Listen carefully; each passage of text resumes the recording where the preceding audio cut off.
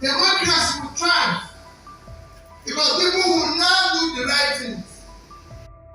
But because today, our judiciary has become as transactional as our businesses. So it depends on how much you're willing to pay.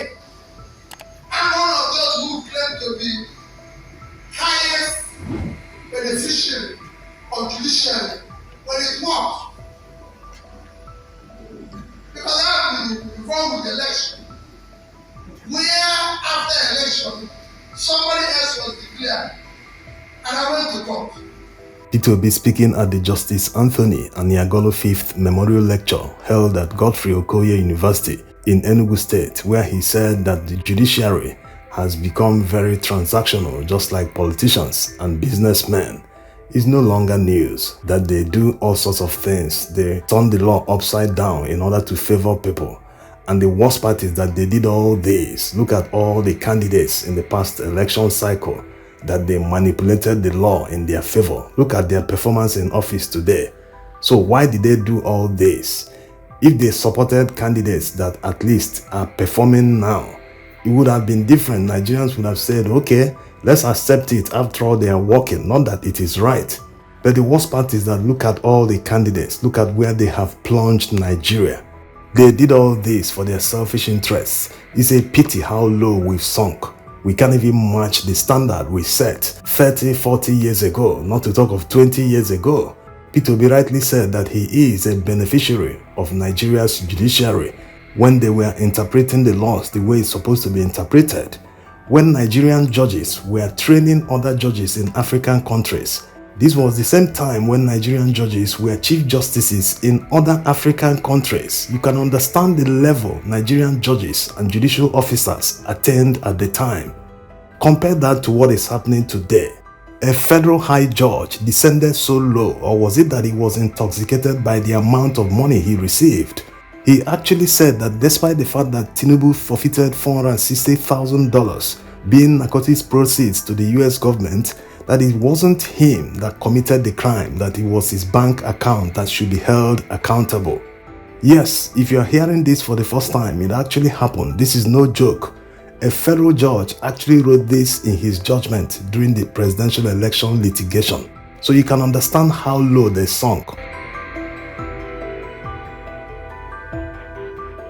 There's another one. A federal judge actually said that the vice presidential candidate didn't intentionally make himself available to be nominated to two different positions before the presidential election. At a time, he held two nominations, the vice presidential nomination and a senatorial nomination, which is against the law. So it's very bizarre. There's nowhere in the world, maybe in the entire history, that a thief was let go by a judge because the judge ruled that he didn't intentionally commit the crime. So they took it upon themselves to defend the defendants. They had to manufacture anything, any reason, whether it was reasonable or not. They just had to do it. Nigerians have never seen such level of brazen miscarriage of justice in our history, especially in election litigation. Because the executive, yes, they have a lot to do. The lawmakers have made the law, but if the law is not properly interpreted by a fair system, you're finished. Everything that we have to make a nation today, I can tell you.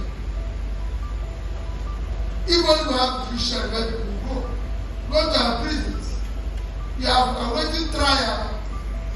10,000 of the people who are supposed to be there. And ask them what happened. The last, I got the environment, last time I was there was Easter. One of the people who brought 3 of his relations there had actually died 5 years ago. The man had died. The people he brought are still there waiting and sitting there. I said, what did you people do?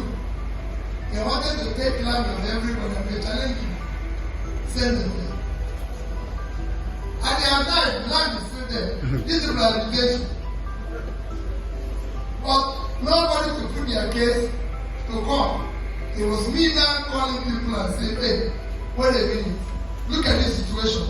The man is dead, so the man will not know they've come back. So, let's keep them. Because each time they were going to be free, the man will say keep them there. So they will learn lesson. But it's gone. 5 years and they're still keeping them. Like P2B said in the lecture, he benefited from Nigerian judiciary in the mid-2000s when he was returned as the duly elected governor of Anambra State. At that time, we still had bold and fearless judges. Some of them worked under the military. They were fearless. They didn't fear the military. Is it under democracy that they would be afraid of anyone? They dispensed justice the way it's supposed to be dispensed. They weren't looking at anyone's faces. Neither were they transactional or taking bribe from anyone. They were just bold, interpreting the law the way it's supposed to be interpreted. Not what we have today. And because he was a beneficiary of the judiciary, he decided to challenge the results of the presidential election in court.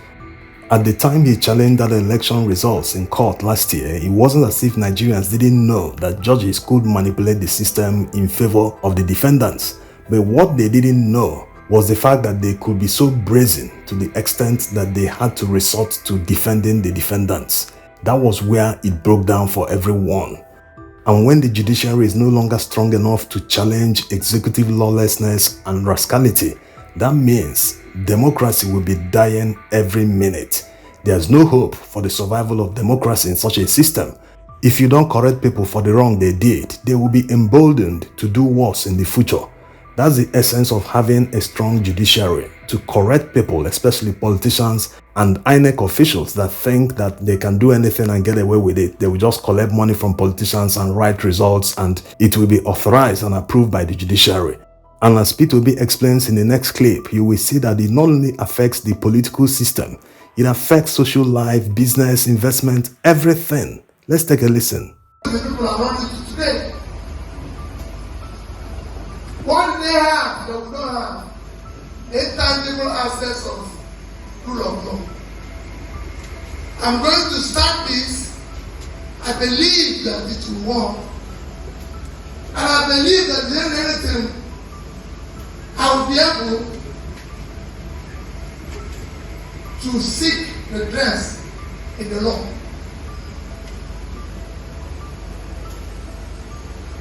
You go to a bank in Nigeria, borrow money in a bank.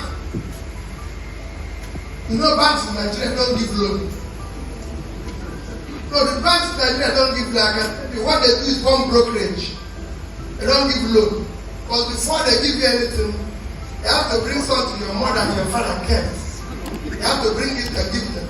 So that is not loan. So then you give them something, and then there's a dispute between you and them. You can't seek redress in the court because what they do is to take you to EFCC. And then, of course, you know, take you to police. And then you know what happens when you go to such places. Well, maybe they will pay more, harassing your life. They come to your house, they will arrest you, they will arrest your wife, who was not part of the transaction. Your wife is not there, they arrest your children. It's not happening anymore. And you go to the court. They will go to the court and win. Even for harassing your family, who was not part of the transaction, who was not part, we didn't even know, might not even know there was a transaction like that.